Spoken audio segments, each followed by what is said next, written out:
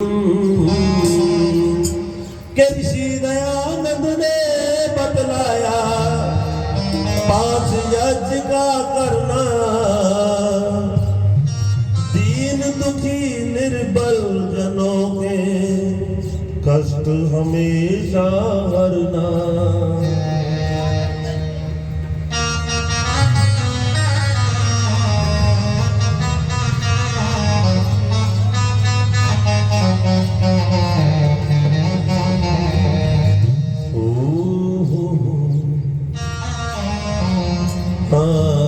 के ऋषि दयानंद ने समझाया 5 यज्ञ का करना, ऋषि दयानंद ने बतलाया 5 यज्ञ का करना, दीन दुखी और निर्बल जनों के कष्ट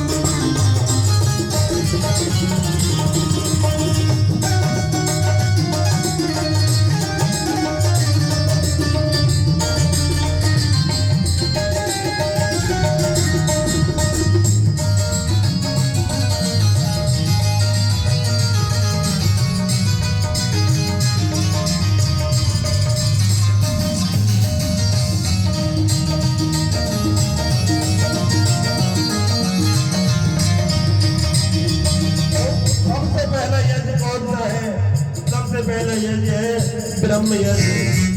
जिस ब्रह्म ने परमात्मा ने हमारी रचना की, इस ब्रह्मांड की रचना की, उस परमात्मा को एकांत में शांत स्थान में बैठ करके याद करे, उसका भजन करे।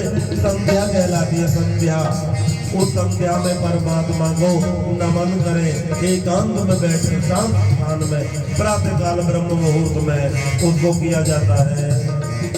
ब्रह्म यज्ञ करो प्रथम मिलता रे नारी, इससे होगी शुद्ध हमारी मनवाणी। ब्रह्म यज्ञ करो प्रथम मिलता रे नारी, इससे होगी शुद्ध हमारी मनवाणी। सुप्रभ का मुख्य नाम है ओ, क्या भारत हमारी कारो, रमा है कण कण में वह प्रभु ध्यान।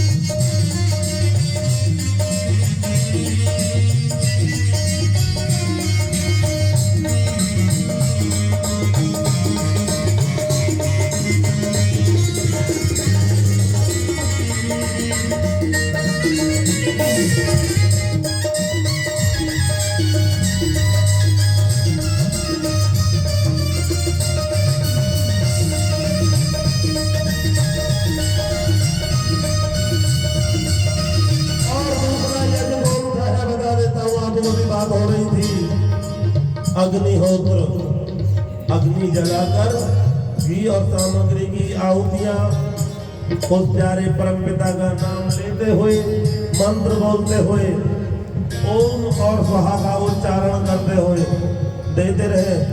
ये कौन सा कर्म कहलाता बताऊं आपको? ये देवी यज्ञ। ये देवी यज्ञ तो विष्णु धर्म कहलाता है।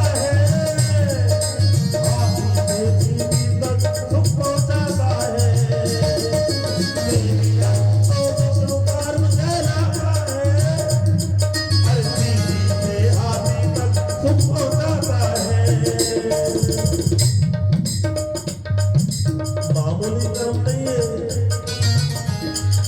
करना इसे यथाशक्ति से, ना विरक्त हो ना भक्ति से, करना इसे यथाशक्ति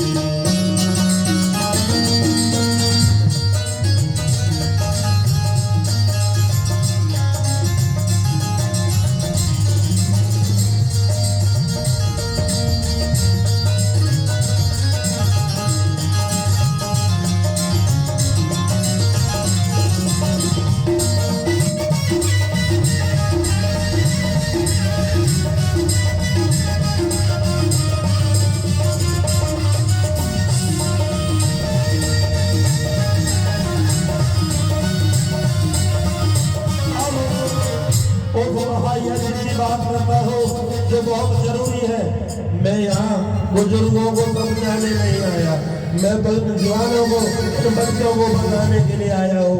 अरे इनकी सेवा कर लो। परमात्मा देखा है संसार में, मैंने देखा है, मैं दिखा सकता हूँ आप सबको। देखना चाहते हो? ब्रह्मा किसे कहते हैं? जो जन्म देती है, जो बनाती है, जो रचना करती है, इसलिए माँ ब्रह्मा है ना? माँ जन्म देती है, रचना करती है, बनाती है। और विष्णु किसे कहते हैं? ये पालयति से विष्णु, जो पालन करता है वह विष्णु कहलाता है।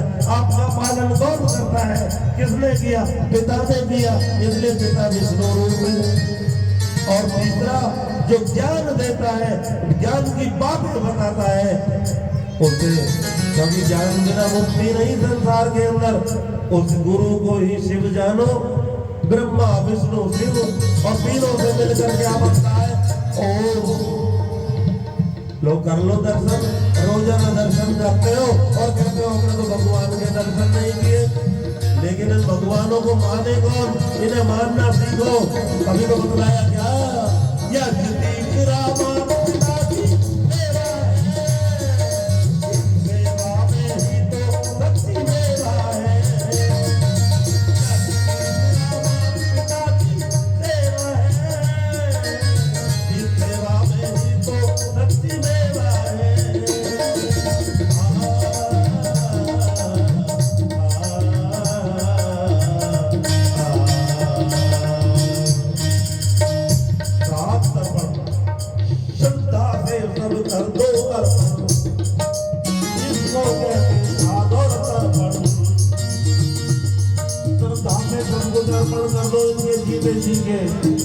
मरे पीछे नहीं आएंगे जाने दो।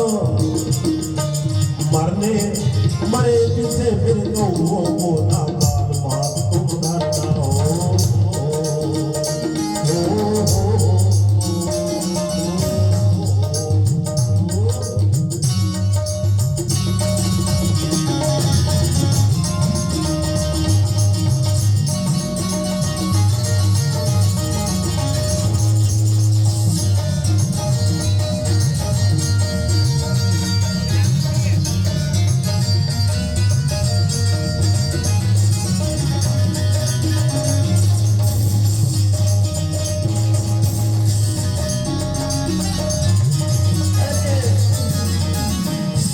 बाबूजी अभी मर जाओ 2 मिनट करो। श्रद्धा को श्राद्ध और तृप्ति को तर्पण कहते हैं। जब श्रद्धा पूर्वक इन बुजुर्गों की तृप्ति कर दी जाती है, जैसी इच्छा वैसा खिला दिया, जहाँ घूमने की इच्छा वहां घुमा दिया, जो पहनने की इच्छा उसे पहना दिया, तो समझो ये आशीर्वाद देते हैं। और मुंह से कहते हैं जीते रहो, फूलो और फलो। और यूं हाथ करे हुए पत्थर की मूर्त मंदिर में बैठी होती है, जबरदस्ती खिलाओ, खाती नहीं, मुंह नहीं खोलती, पैर छू लो, मुंह से कुछ नहीं बोलती। जो मूर्त परमात्मा की बनाई हुई है, बताओ सोचो जरा, वो मूर्त बड़ी या जो तुमने बनाई है वो मूर्त बड़ी? इसलिए इन जीती मूर्तियों को पूज लो, इनका श्राद्ध और तर्पण जीते जी करो, मरे पीछे मत करो। ये ध्यान रहे, यदि श्रद्धा पूर्वक भोजन खिलाओ, इनकी तृप्ति करो, इसे श्राद्ध और तर्पण बोलते हैं। और तीसरी बात, चौथी बात, भूत यज्ञ करो, भूत यज्ञ। एक आदमी से मैं कह रहा था भूत यज्ञ किया करो, बीच में एक तीसरा आ गया, वो बोला भूत यज्ञ। पंडित जी आप तो तांत्रिक आदमी लगते हो जो भूतों का भी यज्ञ करते हो, उसे क्या पता भूत यज्ञ किस चीज को कहते हैं? बताओ आपको कि जाने अनजाने में जितने भी मरे, उनके प्रायश्चित के लिए परिवेश करें। जाने अनजाने में जितने जीव मरे, उनके प्रायश्चित हेतु परिवेश करें। फिर तत्बाहों की भाव की लेकर, मन में भाव दया के लेकर, दया धर्म का मूल बताया।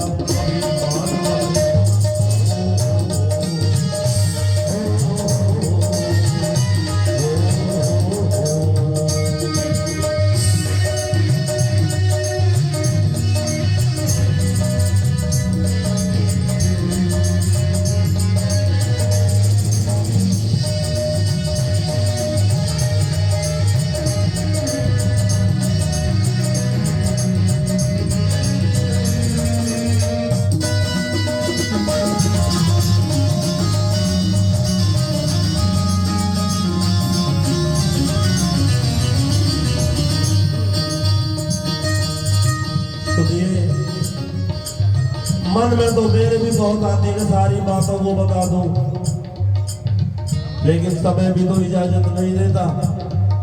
चलो एक बात और बता देता हूँ, और फिर कुछ बात रख लेनी चाहिए ना, वरना दोबारा नहीं बुलाओगे।